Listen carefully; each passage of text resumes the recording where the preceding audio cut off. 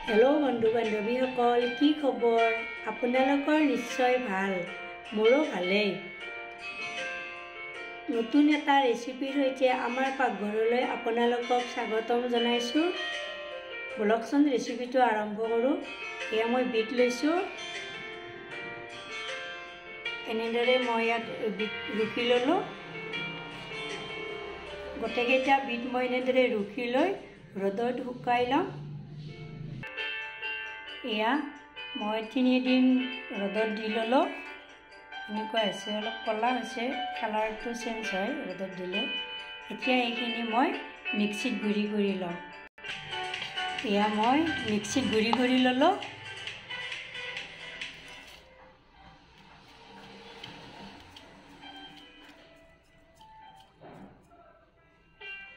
ধুনীয়া হৈছে এতিয়া আমি যেতিয়া লাড়ু বনাও পিঠা বনাও তাত ইয়াৰে গুৰি অলপমান দিলে ধুনীয়া কালাৰ হ'ব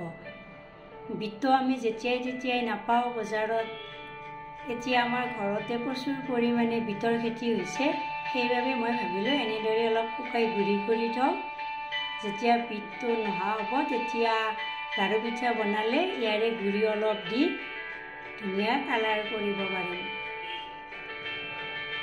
বজাৰৰ পৰা অনা কালাৰতকৈ আমাৰ নিজে ঘৰতে প্ৰস্তুত কৰা কালাৰৰ নিশ্চয় ভাল হ'ব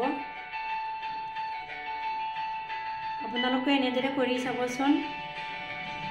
ভিডিঅ'টি কেনে পালে জনাব ভাল পালে লাইক কমেণ্ট কৰিব আৰু মোৰ চেনেলটো সাবস্ক্ৰাইব কৰিব ধন্যবাদ